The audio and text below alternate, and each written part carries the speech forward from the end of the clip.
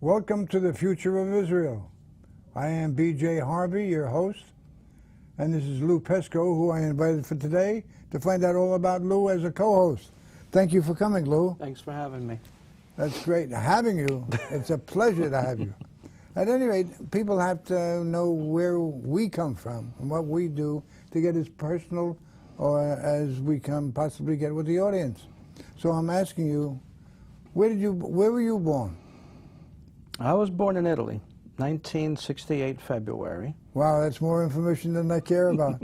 But in Israel, did you come from there? No, I wish I was a Jew, but wrong ethnic group. When did you start to join the group? Wow, that can branch off in so many different ways. Let's back up a little bit. Okay. We came here in May 25th of 1969, and we had relatives in Rhode Island. Stayed there for about 3 months, and we decided to move to Norwalk, Connecticut to have as our permanent home, our permanent residency. The usual paperwork had to be filled out, and everything had to be drawn prior to coming. Mm-hmm. You know, you had to have your representatives, and you had to wait for the approval for the governments and everything else. A lot of what we went through was basically the channels of immigration, everything with what we had to go through. And from 1970 up until today, we've been in Connecticut, where it's been our home. Periodically, we go back to visit and see how the family is. Oh, good. Then your education comes from here. What school did you go to? Well, we grew up, obviously, Roman Catholic, so I went to parochial school in Norwalk. And the setup that we had was you had your 1st through 8th grade, and you had the church butted up right next to the school. It was all on one property and closed. Right. That makes it very convenient for you. Oh, we had to, every Friday, if it was a saint, you had to go to church and do your usual, Mass, and aside from your Sunday worship. You had your liturgical calendar spliced with the academic calendar.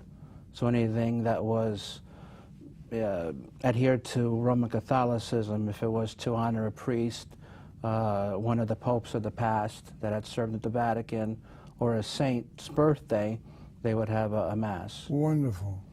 And when did you, what shall I say, leave the church and become a believer in Jesus in order to become a Hebrew born-again Jew? Born-again Jew, right.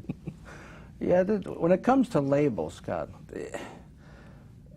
I look at myself backwards, and Christianity today is so overly used. I'd rather say I'm a born-again Jew instead of a Christian. They're one and the same because obviously the Messiah is Jewish, so if I believe in a Jewish Messiah, I'm going to have to adhere to the Jewish customs. But that's the way I personally look at it.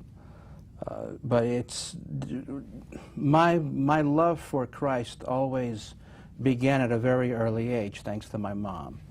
She was always a stickler where every Sunday, get up, you're going to church, and God forbid you back talk, you get a smack across your mouth and put your clothes on and you go. But I always had love for God, even in my youth. I always had love for Jesus. The academic life and Catholicism and parochial school, they didn't really deter you away from the Christian faith at all. So every year it was a little bit deeper. Pretty much in my youth, even up until I would say my middle 20s, it was always been, Christ was always been in the background in my life.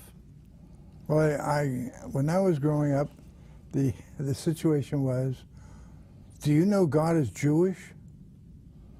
And I said, how do you know? And they always came to me and said the following: well, if he spoke any other language but Hebrew, he wouldn't be.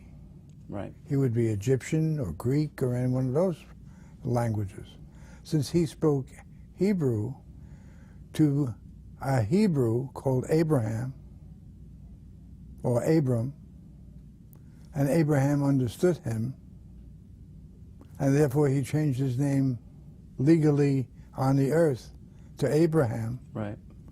So he had to speak to the way his people spoke. And now, isn't that strange when I was asked that question? What do you think? Abraham is pivotal like Moses is in the Old Testament for the Jews, but also probably even for the Christians. As we have landmarks in faith in Scripture, we also have landmarks in people themselves. When we look at the Old Testament, we always hear about Noah. We always hear about Moses. Mm-hmm. We always hear about Abraham. We always hear about Joseph. All the major, Joshua, all the major leaders of the Scriptures. We even hear about the prophets, major and the minors. So they're always going to be there. It depends on, faith is funny. We could say comfortably, or I could say comfortably, that it depends on what in faith it draws you to. And it depends on what the Messiah wants you to be more in tune with. To give you an example, you have passions in your life, being a man, being Jewish, and being raised in the ethnic beliefs of Judaism. Obviously, you were instilled with the passion of the Jews. With me being Italian, I was raised with the passions of my ethnic group, but when faith became predominant, more of the passions of Scripture came out. So my passions for the ethnicity of being Italian kind of took a secondary step back until probably, I would say, my mid-20s, my mid to late 20s. Did you ever think when you were in your late 20s, did you ever think that you would be in the year 2000 when Christ was, or when Jesus was, or Yeshua was, whatever you think his name is? The answer would be, did you ever hear a being or feel a being born at that age group and putting yourself into that age group? No, actually, I would say probably from my teens to about 25, faith was kind of on the back burner. I had grown up with the tenacity of studying, almost like an archaeologist. I didn't have an active life with friends. I was mostly a loner. So I would go and do a lot of research. And I think a lot of those gifts of research are now even active and alive in my middle age. But the research that I did was I studied other faiths. I studied how the Europeans looked at faith. I studied how the Asians looked at faith. I went deep into the regions up north in Norway and in the Antarctic, and I was pretty much a student of others' styles in faith. I went into the southern hemispheres with the Spanish, with the African cultures. So it was I was pretty much a student of study, if that would be the best caption to use. It was mostly, I wanted to know why people believed differently than me. I think that's probably what propelled me to go out and find it. That is why you are what you are. You say you're a loner because you didn't have any siblings, or did you? I have 3 older sisters. And they were with you or not with you in this walk that you took? My sisters different. looked at faith differently than I did. When you're a woman in the Italian ethnic group, you're going to be raised obviously differently than the male children, and probably with other ethnic groups as well. The mom will always keep the women of the house closer to them, as the father will keep the male children closer to them. The bonding cycles between the genders are very often created that way, from what I've seen. Mm-hmm. Obviously, every home could be different. The home with a single parent might be completely in reverse, who knows.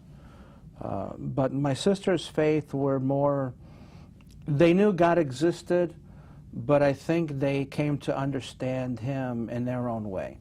whereas I had a different persona about God. Did your studies then lead you to Messiah, or did it lead you to the rules and regulations of religion? I knew the rules and regulations first. I knew the laws first.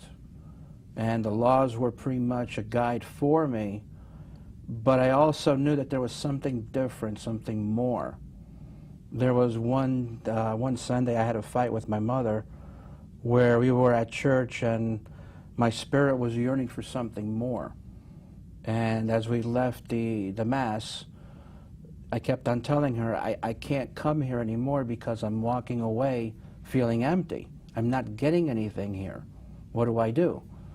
And she kept on saying, well, why don't you go talk to the priests? Why don't you go talk to so-and-so? You've got nuns in your school. Go talk to one of them. And I did that. I went and spoke to them, and a lot of them said, if your journey is leading you into a deeper relationship with the Messiah, then I can't lead you. You've got to go on your own. It's pretty much where, kind of like a Moses experience. They threw him in the desert with his own staff and said, "Go find your God." Pretty much, you know, if you believe in the God of the Hebrews and not my God, then go look for him.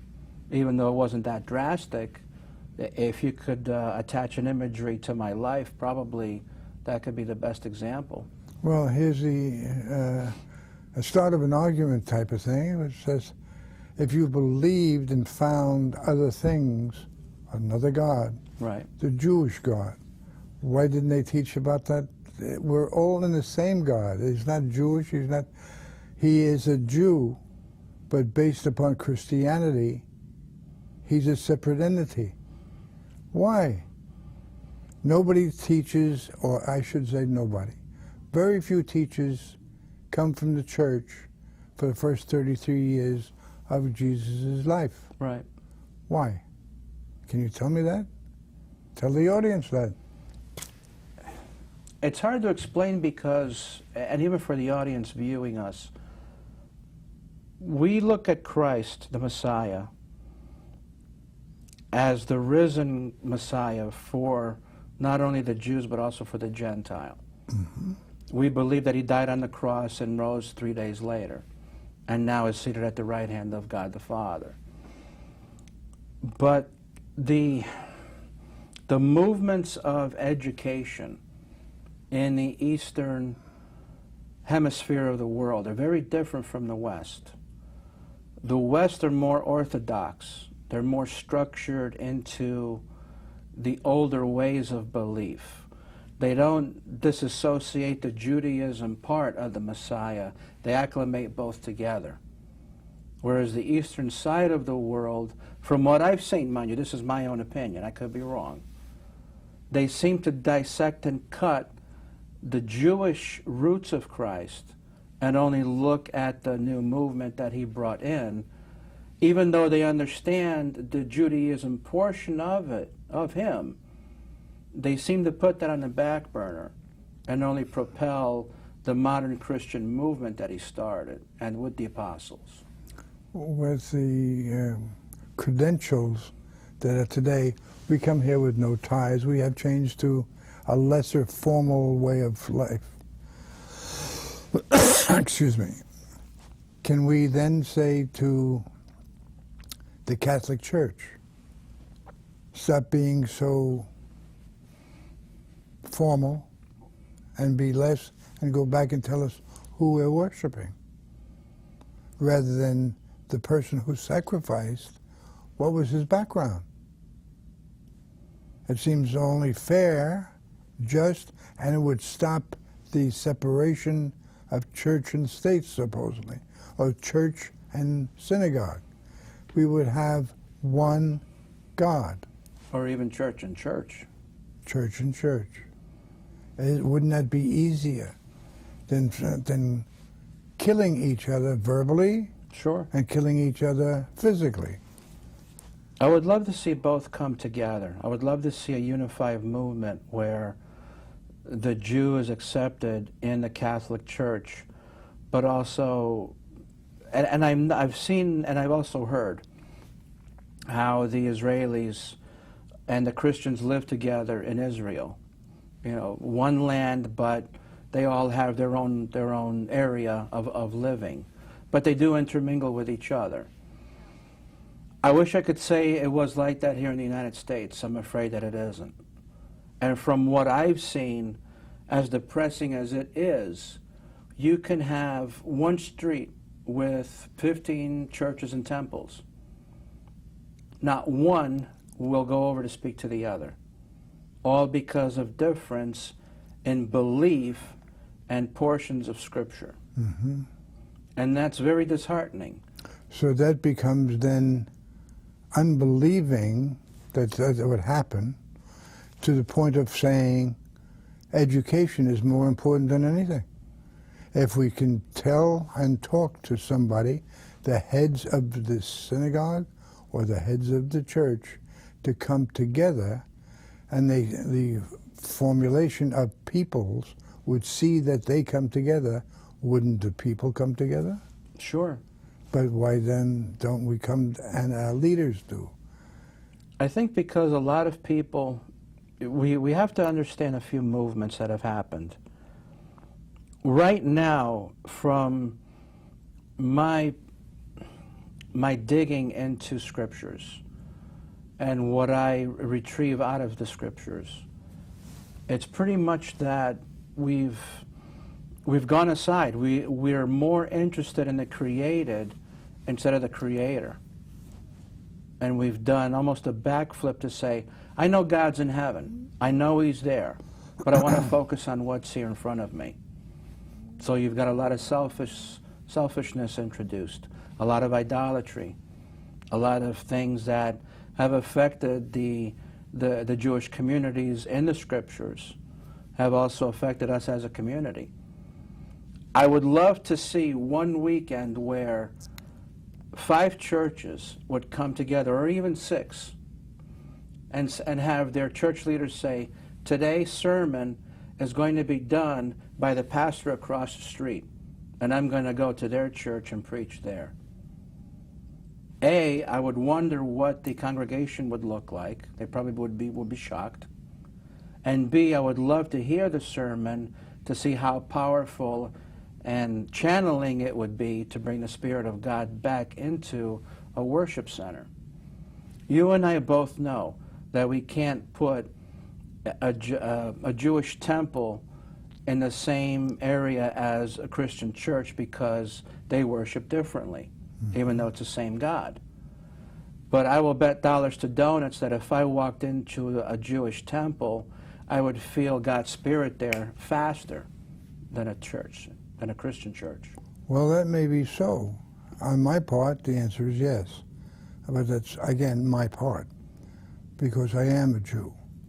On the other side, I am saying, really, there's only one separation that I know about, probably about 12, in the whole United States, and that is an evangelistic movement of Jewish people. Right. And some of them are called Messianics. And in that Messianic, they start to go from Orthodox to conservative to Reformed to Messianic. And in that, Messianic goes and has Yeshua, the Messiah. They believe in that. So the Jews are moving, but they're not being accepted. Tell me why. If the Jews are now moving and then still not accepted, are they still Jews? Are they still anti-Christian? They can't be both. They have to be part and parcel of the religion, if you want to put it that way. I think we get locked into a belief system, and we get uncomfortable when someone else believes differently than we do. We know that right now there's probably maybe 6 million Jews in the United States, maybe a little bit more in the Holy Land in Israel. Christianity-wise, there's probably, I'd say maybe 40 million or so in the United States compared to the European continent. But at the same time, neither side speaks to each other. We can try and guesstimate, make a calculated guess as to how and what they believe. But right now, I really see a huge division forming, not only in the Jewish world, amongst their own belief structure, but also in the Christian world. And this is the time when, and even for the Jews and the Gentiles that watch our show, now is a time when we've got to come together. We've got to go to the Jews, and the Jews should come to us and say, look, we both believe in the same God. We both know he's Jewish. It's an undeniable fact that he is Jewish. Why don't we just come together and worship together and just eliminate all of these foundations of faith? That would be very nice. At least there would be no divisions. Right. There are people, however, that don't want that. Right. They'd want to be... Because they will lose their power. Right. And the power is, I would say, back in Italy, where you come from. Part of that power is right there in Rome. At the Vatican. They don't want to lose their power. They're supposed to be the richest bunch of people, religious people. Religion has really nothing to do with it, except to say that's a religious or group of people Right. that don't want to be separated. And they say, send me the money. And that money gave them power, and that power gave them gold and silver and rules and regulations, and they become kings. Sure. And now everybody else is a slave. So therefore, how do we break that? And it's never going to, and in my opinion, it can't be broken. I think it can, but we've got to do it in baby steps. A person can disciple a person, a community can disciple a community, and a nation can disciple a nation. But I think you've got to go in baby steps. Okay, what's the first baby step?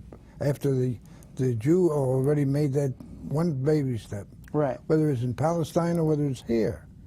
He made the steps. He gave the land for peace, and he never got that.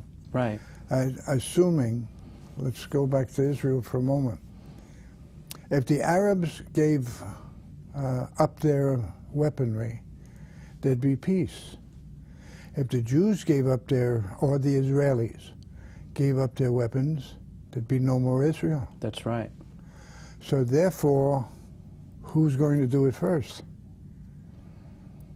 And they're all related. They're all Right. cousins. Sure. But who's going to do it first? We believe, you both, you and I, as well as everyone else, we believe that that land belongs to Israel, without a question. And at one time, their land was longer and wider than it is now. Right now, it's been knocked down to a sliver, say maybe the size of Rhode Island, if that, give or take. And it's very saddening to see, because almost every president in our administration always says, give up a small portion to make peace. Meanwhile, they've given up so much and peace has never existed. So that, to me, should be just thrown out to say, give them their original land that they were formed with back in 1948. Just give it to them because they deserve it. It's their land, let them have it. But the structures externally around that nation, I believe, are jealous because they want that property. And take a look at it this way. I'm going to use some imagery. If we were to go to Turkey on Mount Ararat, all of us know that Noah's Ark is resting there. But it's gated and protected. Very few are allowed to go up there unless you have a permit. But if someone were to go up there and say, you know what, the Bible's right, we found the Ark, What would that do to the belief systems of all the other nations that have, A, walked away from God, and B, created their own system of belief? It would crumble. Probably. Probably so. But that doesn't answer the question. What do Jews do, Israelis do? I always make that distinction. What do Israelis do in order to have peace when the other side will not have peace with them? That's the question. Again, I will say, if the Hebrew lays down his arms or the Israeli lays down his arms, there's no more Israel. Right. If the Arabs do that, then it's peace. Now, which way would you like to have it? We'll answer that kind of question deeper and deeper every time we come to Kleza. I see we have a 2-minute warning. A couple of minutes left. But by the same token, it's a very interesting conversation of where you came from to where you are today. So we'll take up the next half hour, well, the next break, after the break, and come back and talk about you personally, rather than what's going on in Israel. I can talk about Israel and the Jews all day long. That's my love for that country and for their people. Oh, good. Netanyahu would love to speak with you, I'm sure. Well, I thank you again, Lou, for coming and showing us some insight into you and how you think and how the people of America would like to see the hosts at their very best and using unity and using themselves as part and parcel of the show itself. So I thank you very, very much for coming and exposing yourself to America. I thank you again very much. It's my pleasure to be here.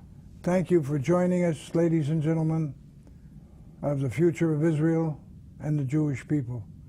We appreciate you tuning in, and please send us your message via email. If you have any questions, please join us. Thank you very much for your time. We appreciate it greatly. Shalom.